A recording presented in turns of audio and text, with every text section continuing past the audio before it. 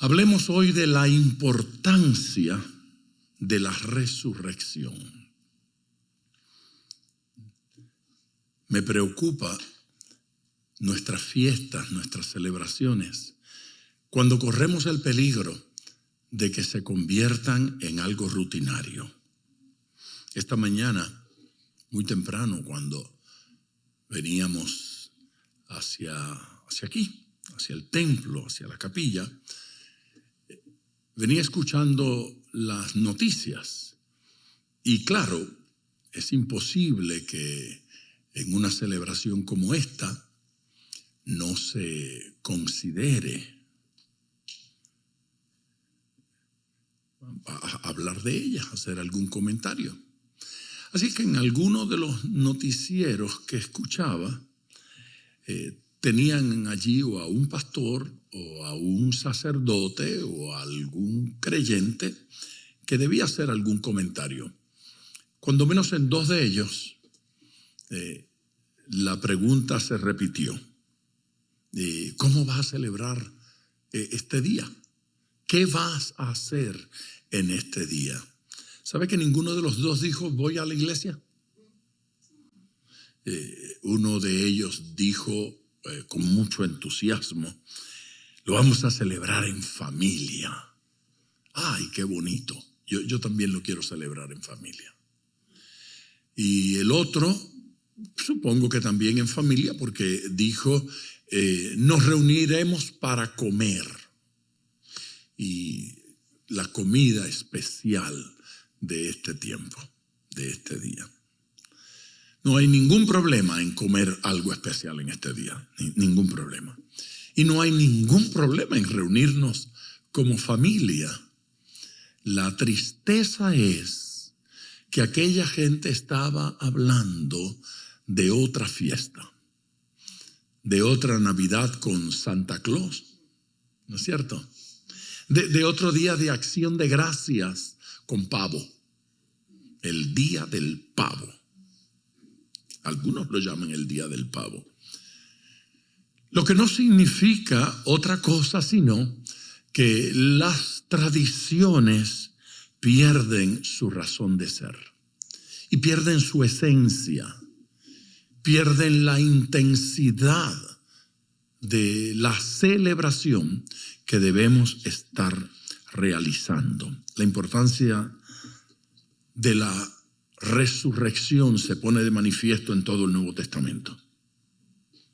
En el testimonio escrito, en la declaración bíblica. Yo quiero leer dos pasajes, porque hay dos distintas reacciones en el Nuevo Testamento a la resurrección de Jesucristo. Primero quiero leer la reacción de los creyentes. ¿Cómo reaccionaron los creyentes ante la resurrección de Jesús? Primera carta a los Corintios, y la escribe alguien que no estuvo allí, pero que lo creyó. La escribe el apóstol Pablo. Corintios capítulo 15, versículo 3. Porque primeramente os he enseñado lo que asimismo recibí.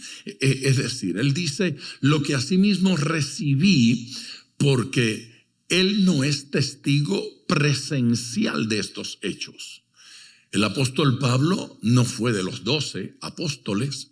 El apóstol Pablo no conoció personalmente a Jesucristo en la carne, nunca lo vio personalmente. Y tampoco vio la crucifixión y mucho menos la resurrección. Así es que él dice, esto yo lo recibí. ¿Cuántos de ustedes lo reciben? Diga, yo también lo recibo. Y esto fue lo que él recibió, que Cristo murió por nuestros pecados. Usted debe decir, lo recibo. Conforme a las Escrituras. Así es que para el apóstol Pablo es importante que estos hechos estén relatados en la Biblia, y que fue sepultado y que resucitó al tercer día, conforme a las Escrituras. y que apareció a Cefas, este es Pedro, y después y después a los 12. Detalle, se dio cuenta que no habían 12. Sí, ya Judas se había apartado, ya estaba muerto realmente. Así es que Judas no estaba allí. Algunos manuscritos antiguos corrigen y dice los 11. Pero la realidad es que el documento original dice los 12. Y algunas versiones allí escriben 12 con letra mayúscula, la D mayúscula. ¿Sí? Porque no está hablando de los 12 como número, sino como nombre. El nombre de ese grupo era los 12. Perdió uno, pero siguieron siendo los 12. Entonces añadieron otro, completaron el número y siguieron siendo llamados los 12. Y en la profecía apocalíptica todavía se habla de esos 12. 12 testigos como no ha habido otros testigos. Aleluya. Sí, 12 que estuvieron con Jesús desde el principio, desde el bautismo de Juan, y estuvieron hasta la resurrección. Así es que nadie puede ser parte de esos 12 si no estuvo allí. Se requería eso. De hecho, cuando los apóstoles deciden elegir al sucesor de Judas, le establecen los requisitos. Y solo quedaron 2, a fin de cuentas, que llenaban todos los requisitos. Los llenaban todos. Y escogieron a uno. Ese se llamó Matías. Después apareció a más de 500 hermanos a la vez. Y se supone que esto fue lo que sucedió en Galilea. Porque una vez Jesús resucita, le dice a las mujeres, los ángeles se lo dicen primero y luego Jesús da indicaciones en detalles. Espérenme en Galilea. Y a los que estaban acá en Jerusalén, ellas dijeron, Él ya se adelantó, va camino a Galilea, vayan ustedes allá y véanse con Él. Así que la Biblia no dice dónde fue que estos 500 se reunieron, pero es muy difícil creer que estos 500 se reunieron en Jerusalén, porque una metrópolis como esta hubiese reaccionado dramáticamente a la presencia de 500 personas que estuviesen viendo a alguien que resucitó. Eso no sucedió. Así que se entiende que el Señor se los llevó a Galilea, a un lugar apartado, para allí hablar con ellos. Yo no sé de qué hablaron. Seguramente del reino. Más de 500 hermanos a la vez. Usted sabe, lo que se requiere en el tribunal es un testigo. La ley requería 2 testigos. Jesucristo tuvo 2 mujeres inicialmente, varias de ellas luego, a cada uno de los apóstoles, a los 12 juntos, a los 11 juntos, debía haber dicho. Y ahora en Galilea, a más de 500 hermanos, de los cuales muchos viven aún. Ese aún no es el 2021. Ese aún es cuando Pablo está escribiendo esta carta. Muchos viven aún y otros ya duermen. Así es que es de suponer que el apóstol Pablo pudo entrevistar a algunos de los que presenciaron su resurrección. Después apareció a Jacobo. Jacobo es hermano de madre de Jesús. Apareció a Jacobo y Jacobo no se convirtió sino hasta la resurrección. Los milagros de Jesús y los sermones y el buen testimonio no fueron suficientes para Jacobo. Ni siquiera la posible presión de su madre fue suficiente para Jacobo, pero la resurrección lo convenció. Ante la resurrección de Jesucristo no queda argumento. Hay que decir me rindo. Amén. Ante la resurrección de Jesucristo hay que decirle te adoro, Señor. Te alabo, Señor. Jacobo dejó de llamarlo hermano. Yo no sé cómo le decían en la familia. Chuito. Dejó de llamarlo Jesús. Comenzó a llamarlo Jesucristo, el Mesías. Comenzó a llamarlo Señor, Salvador. Reconocía quién era Jesús. Después a todos los apóstoles. Se da cuenta que ya se había revelado, manifestado a los 12. Y ahora dice que a todos los apóstoles. Bueno, para los que creen que solo había 12, este versículo no tiene sentido. Ya se le mostró a los 12 y ahora a todos los apóstoles. Había otra gente allí que eran considerados enviados por Dios a esa tarea, que es lo que significa apóstoles. Y al último de todos, como a un abortivo, me apareció a mí. Amén. Claro, Dios tiene otros abortivos, no solamente. Mire la reacción de los que creyeron. La reacción de los que creyeron fue adorar. La reacción de los que creyeron fue servirle. La reacción de los que creyeron fue predicar, anunciar las buenas nuevas, celebrar el gran evento. Pero no todos creyeron a la resurrección del Señor. Hubo quienes no creyeron. Vaya conmigo.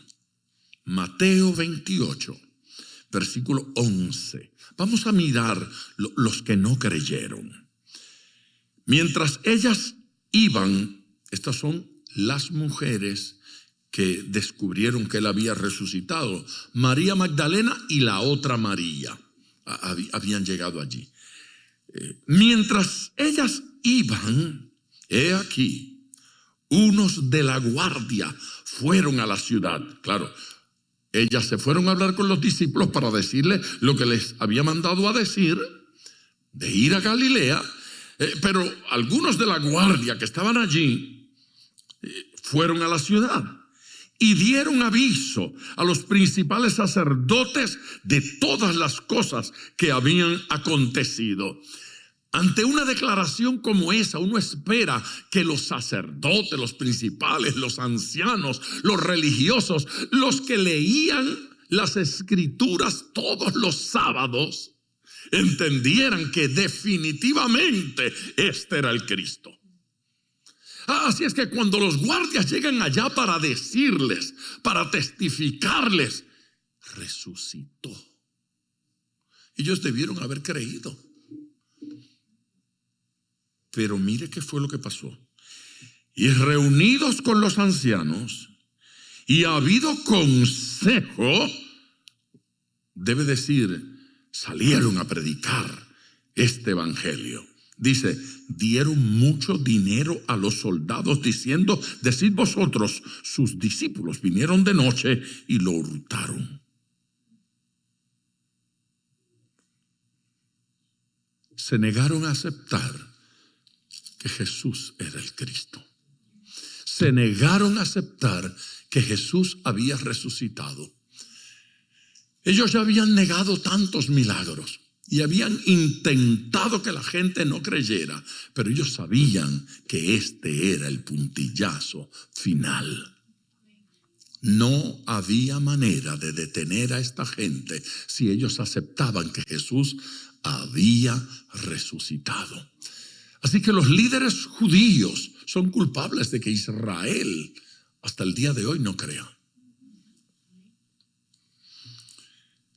Decid vosotros, sus discípulos vinieron de noche y lo hurtaron, estando nosotros dormidos. Digan eso. Y si esto lo oyere el gobernador, que era el jefe de ellos, el que los había puesto allí, nosotros le persuadiremos, lo vamos a convencer, y os pondremos, a salvo, los vamos a cuidar. Y ellos tomaron el dinero e hicieron como se les había instruido y crearon la gran leyenda, la gran mentira. Este dicho se ha divulgado entre los judíos hasta el día de hoy. Escribe Mateo. Este dicho de que los discípulos vinieron de noche y lo robaron, esto se ha divulgado, lo han seguido diciendo, lo han estado repitiendo hasta el día de hoy.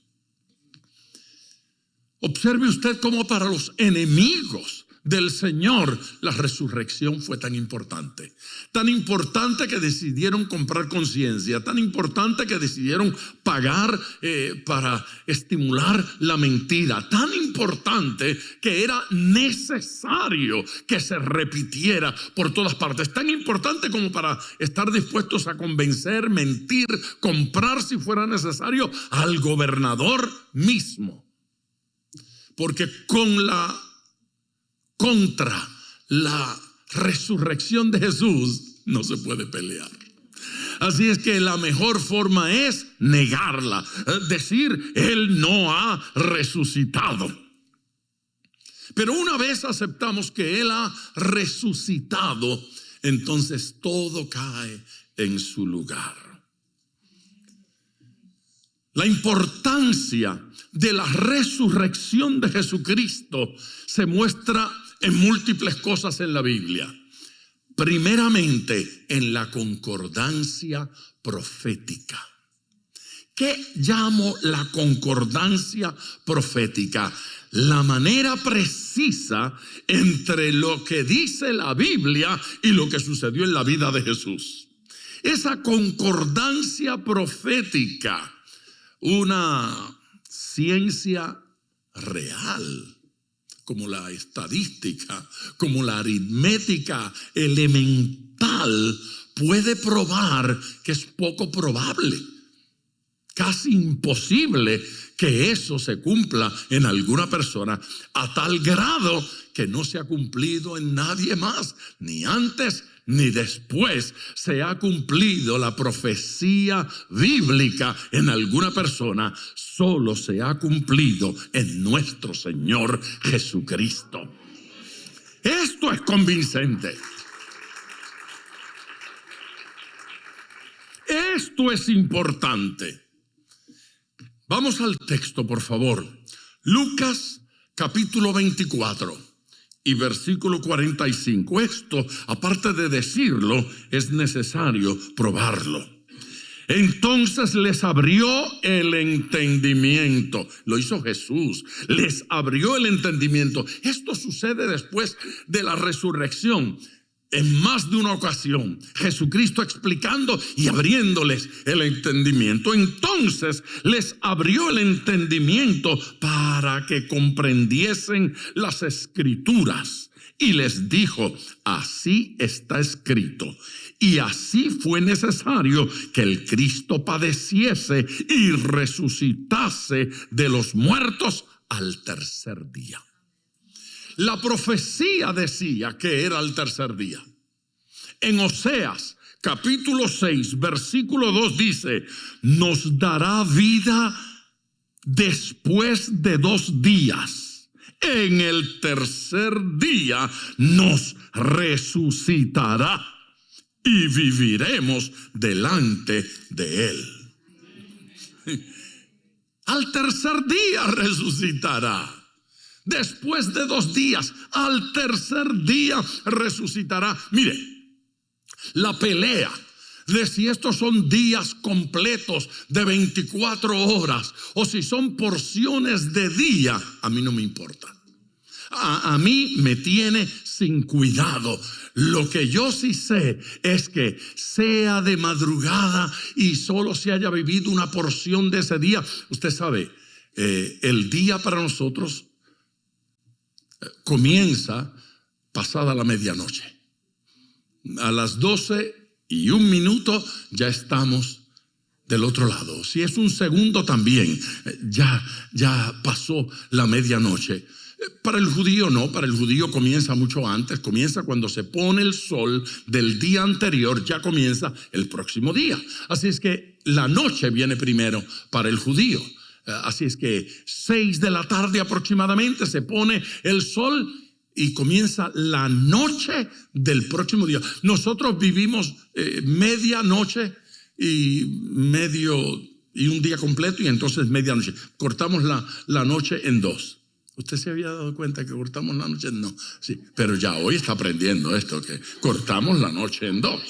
Uno dice, bueno, yo sé que el día cambia ahí a medianoche, pero yo nunca pensé que cortábamos la noche así. Nosotros, por eso es que no descansamos bien, porque tenemos medianoche, 1 día de trabajo, medianoche nuevamente, y así se mide el día. Pero ellos no, ellos, cuando caía el sol se acabó ese día y ahora comienza la noche del día y termina la noche y vamos a la parte diurna.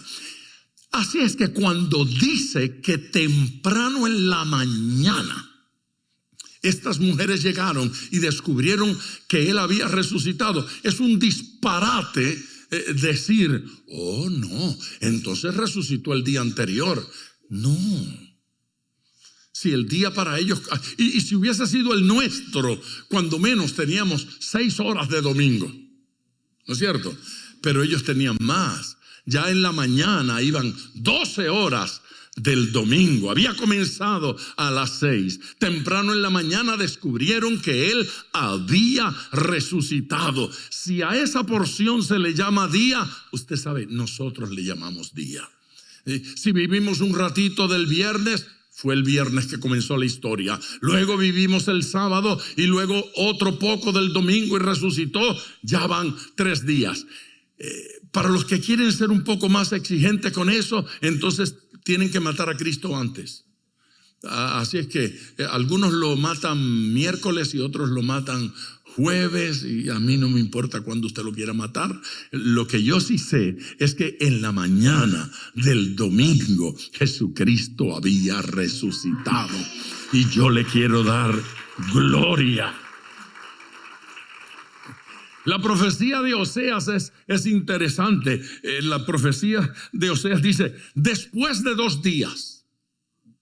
Y entonces hace una coma, después de 2 días, bueno, punto y coma, en el tercer día, amén, nos resucitará. Y esa es un pasaje mesiánico. Eso es un pasaje que habla de lo que habría de suceder con Jesús, de que Él habría de resucitar al tercer día. Es para darle gloria.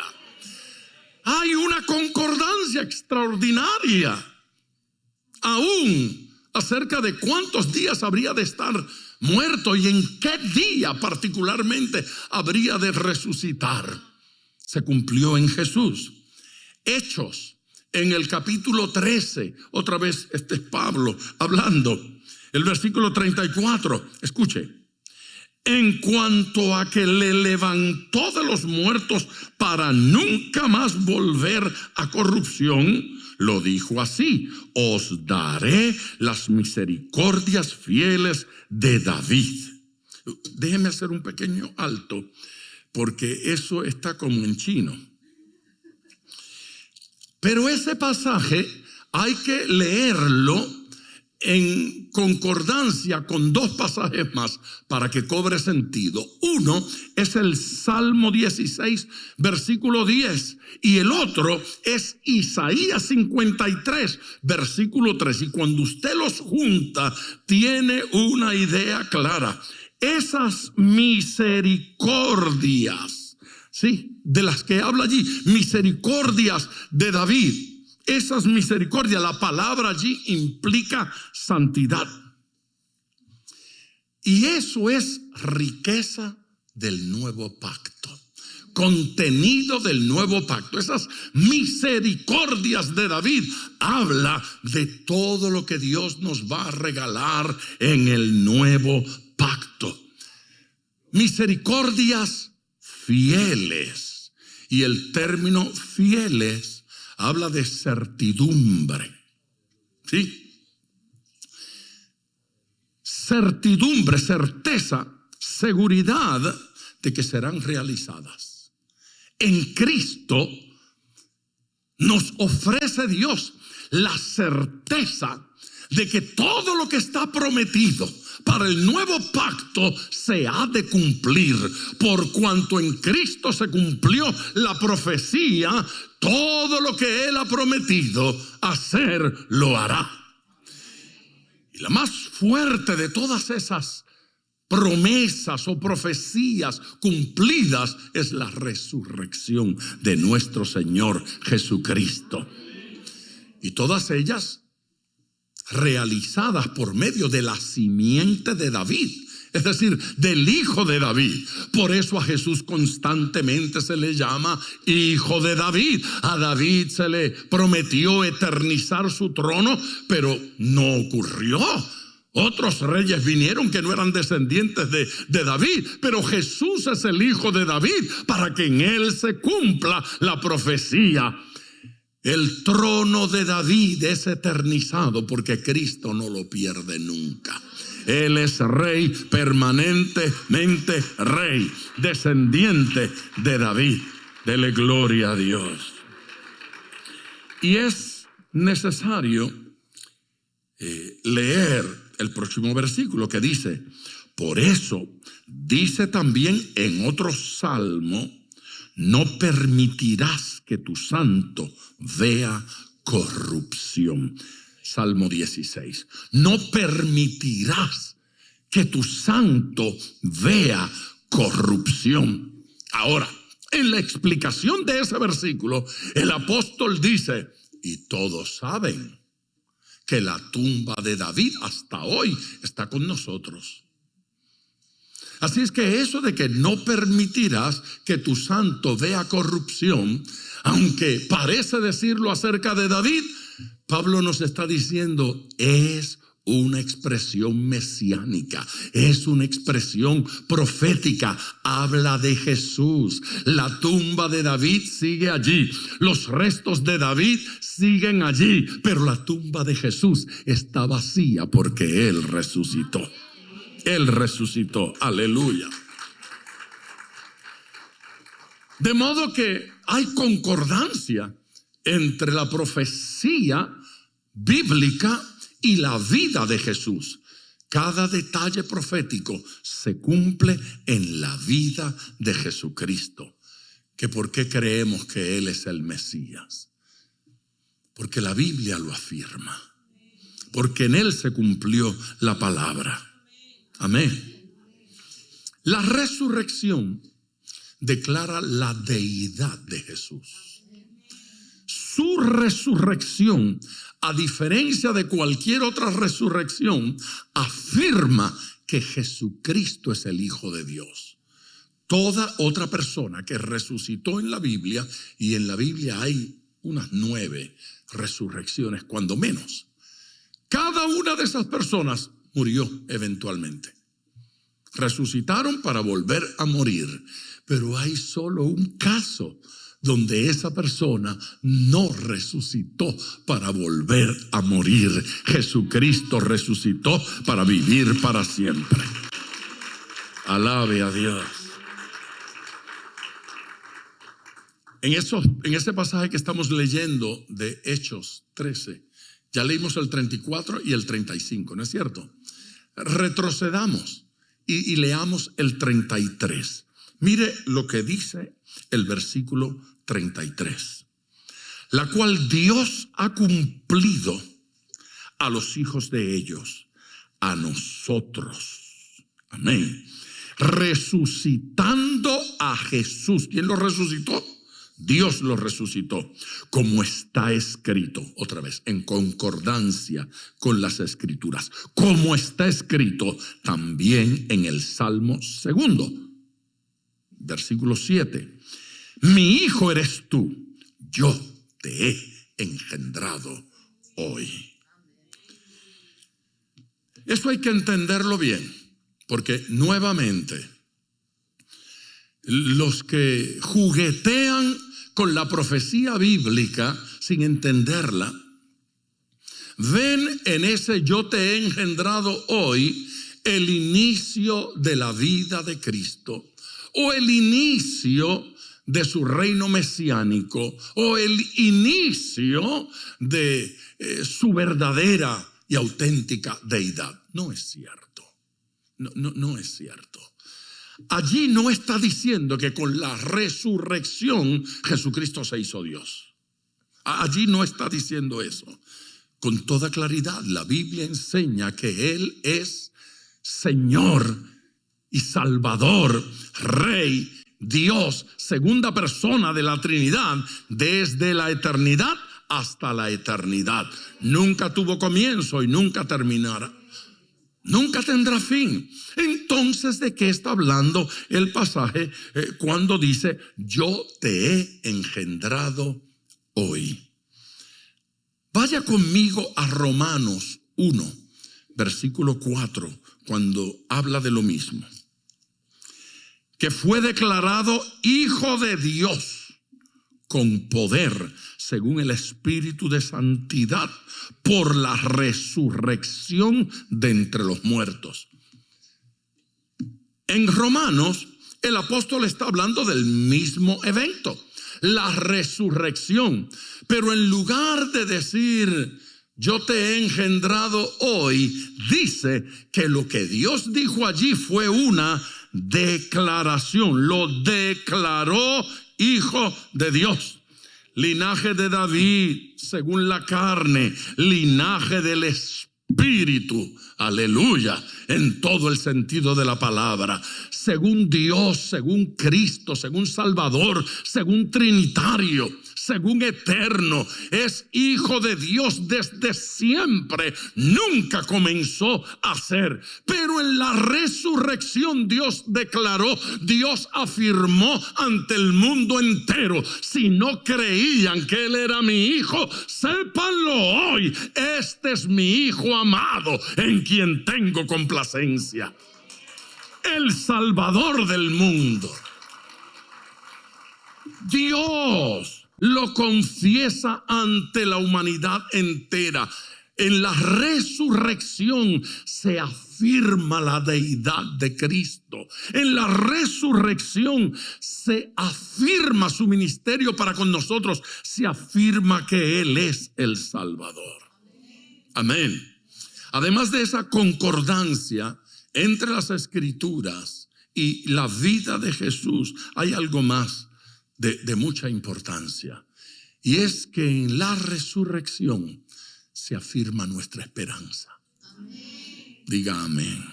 Se afirma nuestra esperanza. La importancia de la resurrección no solo es hacia el futuro, pero es hacia el presente. La resurrección de Jesucristo no solo es importante por lo que va a suceder más adelante, es importante por lo que sucede hoy, por lo que Dios hace entre nosotros hoy. Filipenses 3, versículo 10.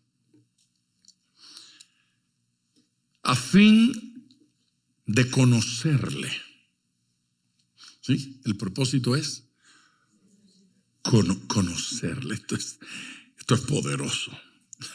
A fin de conocerle. Yo tengo que parar aquí. Deme un segundo, porque esto es tan fuerte. Ese a fin de conocerle establece que lo que se va a lograr no es solo conocer su resurrección o su tarea redentora. De lo que estamos hablando en este pasaje no es simplemente de que vamos a conocer la salvación o que vamos a conocer su bendición.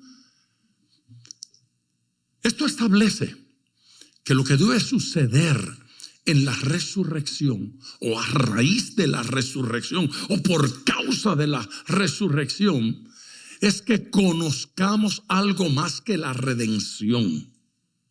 que conozcamos al Redentor. La gente conoce la doctrina de la redención.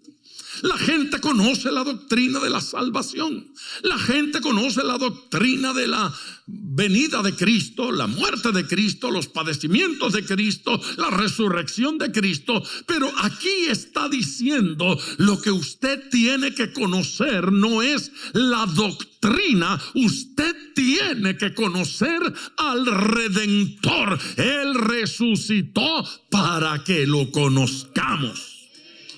Amén. A fin de conocerle. ¿Y qué más? Y el poder de su resurrección. Hay poder. Y la participación de sus padecimientos, llegando a ser semejantes o semejante a él en su muerte. Así es que somos conducidos no solo a conocer la redención, sino a conocer el Redentor, quien hoy resucita espiritualmente, eventualmente resucitará físicamente. Esto plantea dos resurrecciones. La resurrección espiritual y la resurrección física. La espiritual viene primero. Quien no haya resucitado, quien no haya salido de la muerte espiritual, quien no haya salido del pecado, quien no haya experimentado nueva vida en Cristo Jesús, no resucitará de entre los muertos.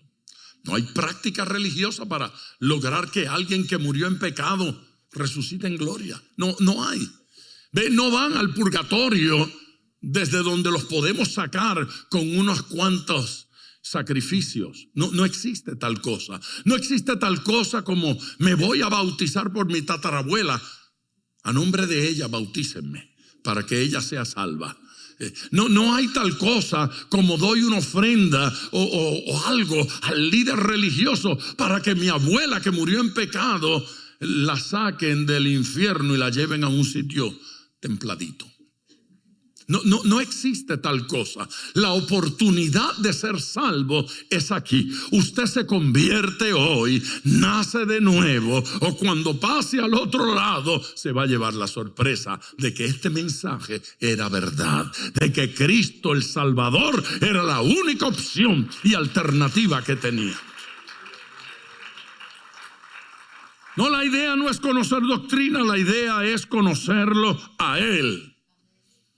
Por lo tanto, quien quiera participar en la primera resurrección, hoy tendrá que convertirse a Cristo. Hoy tendrá que entregar su vida a Jesucristo. ¿Qué más dice este pasaje? Ese pasaje dice que Él sigue siendo nuestro ejemplo. Nuestro ejemplo de santidad, pero nuestro ejemplo de sufrimiento.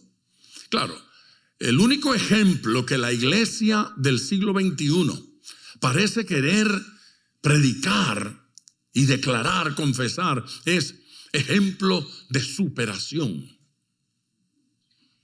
Hay gente que se van a ir superadamente al infierno. Ejemplo de superación, ejemplo de prosperidad, ejemplo de crecimiento, ejemplo de desarrollo, ejemplo de dignidad. Todo eso está bonito, todo eso está bien. Pero es curioso cómo la Biblia insistentemente presenta a Jesús como ejemplo de sufrimiento. Oh sí, porque Él sufrió. No. No es porque Él sufrió por mí para que yo sea salvo simplemente. Es porque Él nos dio ejemplo de cómo desarrollarnos en esta vida, en esta tierra. Aquí se sufre. Y por más que uno quiera negar esa realidad, se sufre. Se sufre. ¿Cómo usted llama este año y pico que hemos pasado con el tema del COVID? Mire, mi hermano, si la mascarilla esa en la cara mía no es sufrimiento, eso solo compite con la plaga de tener que usar una corbata cada vez que me presento en público.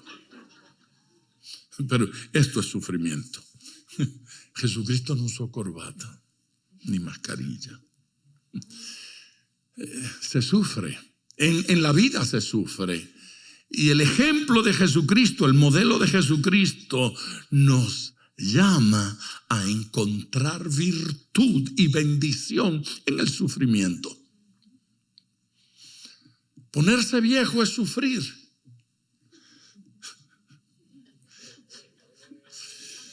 Yo puedo dar testimonio de eso. Se sufre. Mire, el que no dice amén es porque todavía no. Pero si usted pasó de cierta edad, usted va a decir amén. Aunque sea temblando. Esto de ponerse viejo duele. No es cierto. Vivir duele, criar hijos duele, crecer uno duele, ir a la escuela duele, educarse, relacionarse con gente duele, pastorear duele. Y estoy pujando para no decir cosas que no debo decir, pero pastorear duele, ministrar duele. Amén. Así es que el pasaje nos está diciendo que hay que no solo padecer porque no nos queda otra, sino que hay que cumplir. ¿De qué estoy hablando? El otro día, el viernes, yo mencioné un versículo y no lo leí, pero hoy no voy a cometer ese error. Hoy lo voy a leer. Está en Colosenses, es capítulo 1 y versículo 24. Y lo voy a leer adrede porque terminado la reunión del viernes, un hermano se acercó para preguntarme sobre el pasaje y me dijo, sus palabras fueron, no levante la mano, sus palabras fueron, pastor, y ese versículo dice así. Bueno, el versículo no dice exactamente como yo dije, porque yo dije que era sufrimiento, pero el versículo dice aflicciones, pero en el diccionario mío es lo mismo. Capítulo 1, versículo 24. Escuche esto. Ahora me gozo en lo que padezco. ¿Quién está padeciendo allí? Pablo, el apóstol. Dice, ahora me gozo en lo que padezco. Según la teología moderna, reprenda y diga que no, y no lo acepte, y no lo reciba. No estoy padeciendo, no me duele. Pablo dice, me duele, compadre, que me duele, porque me duele. Ahora me gozo en lo que padezco por vosotros. ¿Por quién está padeciendo él? Por la iglesia. ¿Sí? Por los hermanos de Colosas. Pastorear duele, yo se los dije. Ahora me gozo en lo que padezco por vosotros y cumplo, aquí viene la bomba, en mi carne lo que falta de las aflicciones de Cristo por su cuerpo, que es la iglesia. No, eso yo no me la inventé. Esa está ahí. Colosenses 1:24. Difícil de digerir. Allí dice que a las aflicciones de Cristo por su cuerpo, que es la iglesia, le falta algo. ¿Qué le falta? Que Cristo no lo sufrió todo. Que hay un sacrificio, un padecimiento, una aflicción que Cristo no la sufrió. Que Él no la padeció. Que nos toca a nosotros padecerla. Claro, eso niega rotundamente la teología moderna de no sufrimiento y de no dolor. El no sufrimiento significa que no tengo que sufrir para ser salvo. Basta con arrepentirme de mis pecados y entregarme a Cristo. Soy salvo. He nacido de nuevo. Pero luego viene un proceso de crecimiento. Diga conmigo, crecer duele. Luego viene un proceso de edificación. Diga conmigo, edificar duele. ¿Usted edificó una casa alguna vez? Aunque sea una casa de muñeca. Duele. Se sufre. Se da martillazo. Usted ha hecho plomería. Se sufre. Amén. Bueno, pues para la edificación espiritual también se requiere esfuerzo. No, y no es el esfuerzo de pasar 2 horas sentado en esa silla. Eso no duele casi. Bueno, dependiendo de lo que yo predique, ¿verdad? Dependiendo. A veces duele. Pero no duele demasiado. Allí no está hablando de eso. Allí está hablando de que usted y yo tenemos la responsabilidad de hacer algo para edificar al hermano que está cerquita. Mírelo. Mire más de uno. Es nuestra responsabilidad hacer algo para edificarlo. Hacer todo para no dañarlo. Hacer todo para no lastimarlo. No quiero lastimar a esa familia. No quiero lastimar a mi iglesia. No quiero lastimar a los creyentes. No quiero lastimar a mis amigos. Estoy dispuesto a sufrir para ayudarlos a crecer. Diga amén. Que fue declarado Hijo de Dios con poder según el Espíritu de Santidad por la resurrección de los muertos, a fin, Filipenses 3:10, de conocerle y el poder de su resurrección y la participación de sus padecimientos, llegando a ser semejante a él en su muerte. Esto es siguiendo su ejemplo. Esto es sufriendo para que otro sea edificado. Aleluya. Y esto es aceptando la soberanía de Dios. Si Dios dijo que a mí me tocó esto, me tocó. Tengo un amigo en Puerto Rico, muy amigo, cercano, que él es negro, de una familia negra que tiene un historial que él ocasionalmente cuenta como sus, no sé si sus tatarabuelos o bisabuelos, no sé quién, fueron esclavos. Así es que él tiene allí el registro y tiene en su casa incluso ejemplares de documentos de algún miembro de su familia que fue esclavo de no sé quién y esclavo de qué sé yo. Y nos sentamos a hablar. Y antes de yo conocerlo a él, eso de la esclavitud era para mí como una película, porque nunca conocí la esclavitud en ninguna forma. Bueno, legal, quiero decir. Y él comenzó a hablarme y fue resucitando. Y fue haciéndome crear conciencia y me mostró. Esto no es un cuento, mira aquí, me mostraba cosas. Y un día parece que yo no me mostré muy preocupado con él. Y yo estaba preocupado. Y yo estaba dolido con lo que él me estaba contando y entristecido con eso. Pero yo creo que él no creyó y casi me echó una maldición. Me dijo: yo solo le pido a Dios que un día de esto tú despiertes negro, aunque sea por un día. Jesucristo. Yo dije: pero ¿por qué te parece a ti que es tan importante que yo? ¿En qué me va a afectar mi vida? Yo seguiré siendo yo, hijo de mi madre, hijo de mi padre, padre de mis hijos. Seguiré predicando. Me dijo: te aseguro que no. Ya que tú llegues a donde la madre tuya, negrito, para que tú veas cómo te va a mirar. Camina por el barrio, te miran diferente. Él me dijo: tú no sabes lo que es el negro. Cuando nazcas así, de este colorcito, tú vas a ver la vida diferente. Yo recordé la canción aquella que decía: si Dios fuera negro, mi compa, y todo cambiaría. Pues sabe, oírlo a él hablar me convenció que no todas las razas son iguales. No todas son iguales. La vida es diferente cuando usted nace blanco, rubio, de ojos azules como yo. La vida es diferente cuando usted nace chino. El otro día estábamos viendo en las noticias a un chino de aquí, que fue al ejército y que está enfrentando algunos problemas y algunas persecuciones por ser chino. Y él dijo, fue en las noticias, les voy a mostrar cuán estadounidense soy yo.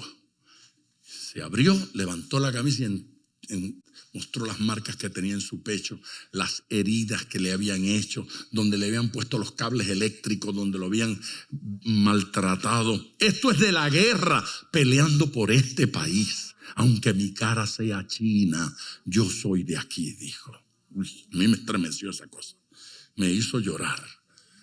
No, la vida no es igual para todo el mundo. No. Dios decidió que usted sea así, cafecito mezclado entre negro y blanco, el otro negrito y el otro blanquito y el otro chinito, y uno dice, pero Dios mío, esto es maltrato. No, eso se llama soberanía. Dios decidió que este nazca en la China, Dios decidió que este sea africano, Dios decidió que este sea irlandés, Dios decidió, y Dios tiene un propósito, y no hay nada feo en ser de una raza o ser de otra raza, ser de un color o ser de otro color, pero hay que aceptar que hay sufrimiento en la vida y algunas cosas resultan más difíciles, pero Dios quiere que aprendamos a darle gloria a Él, independientemente de lo que nos cueste sufrir. Alguien debe alabar a Dios, alabar al Señor.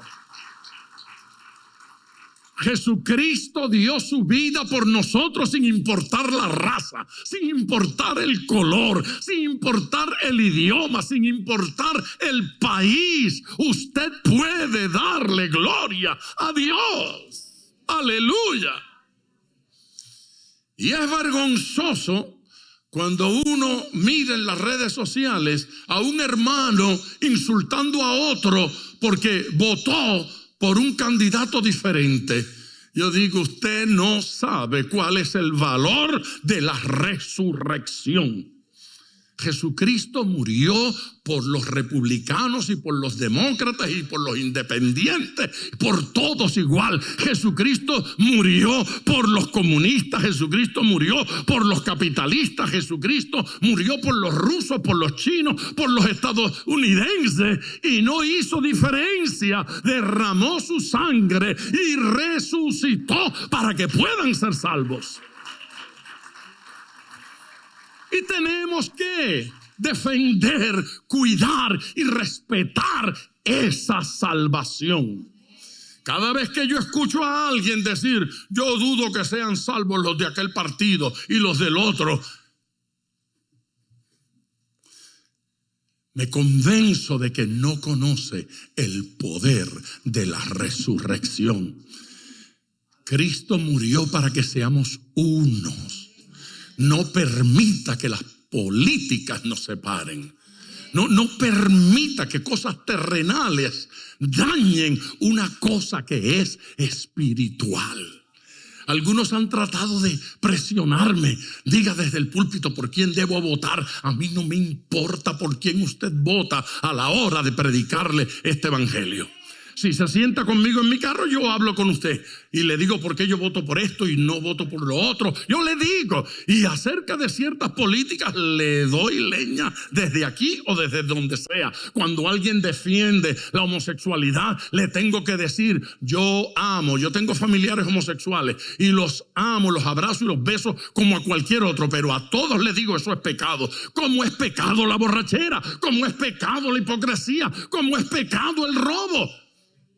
Yo voy a las cárceles y predico, pero no le digo a la gente, los pecados que ustedes cometieron no son nada. No, eso no es amarlos. Amarlos es decirle cuál es la verdad. Jesucristo murió y resucitó para que seamos salvos de verdad. Alguien que le dé gloria al Señor. Diga gloria a Dios. La esperanza de la resurrección no es solo para la eternidad, es para aquí. Donde vamos a ser uno, no es solo en el cielo. Esa historia comienza aquí. Donde nos vamos a amar, no va a ser solo allá en el cielo, es aquí en la tierra. Hay que amar a su hermano sin importar raza, color, estilo, partido político, rico, pobre, no importa de qué país es. Deje la bobería de creer que los de su país son más inteligentes que los del otro país. Mire para acá, mire para acá. Usted está equivocado. ¿Le quedó claro? Totalmente desviado. Jesucristo nos ha hecho uno. Yo leo este pasaje y con esto cierro. Efesios 1:18. Alumbrando los ojos de vuestro entendimiento. En el original dice, y sería mejor traducción, alumbrando los ojos de vuestro corazón. O corazón para acá, para mi gente. Para los que hablan bien. Alumbrando los ojos de vuestro entendimiento, para que sepáis cuál es la esperanza a que Él os ha llamado.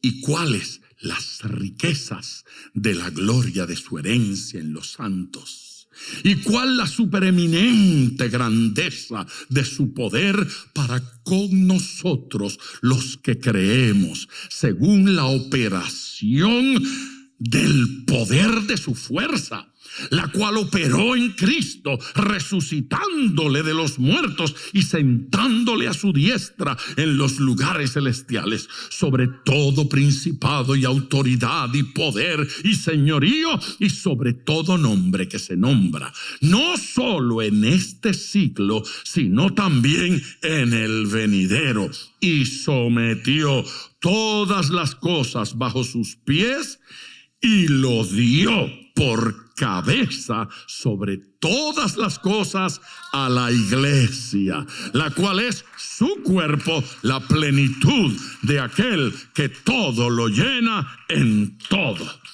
Bate esas palmas hasta que le duela. Hasta que le duela. Yo cierro aquí. Nada en este planeta recibe una descripción gloriosa como la que recibe aquí la iglesia. Nada, absolutamente nada. No hay club, no hay trabajo, no hay oficina más importante que la iglesia. No hay negocio más importante que la iglesia. No hay familia, no hay relación más importante que la iglesia. No hay ninguna cosa en este mundo de la que se diga que Cristo es cabeza a favor de ella. Ve, esto no es cabeza en contra, ¿sabe? Esto es cabeza a favor. Nuestro privilegio que Él sea nuestra cabeza. Eso no lo dice acerca de su empresa por buena que sea, lo dice acerca de la iglesia. Eso no lo dice acerca de su apellido por fino que sea, lo dice acerca de la iglesia. No hay una raza que sea la raza de Dios. La iglesia es su pueblo. La iglesia es su familia. Vamos a adorarle.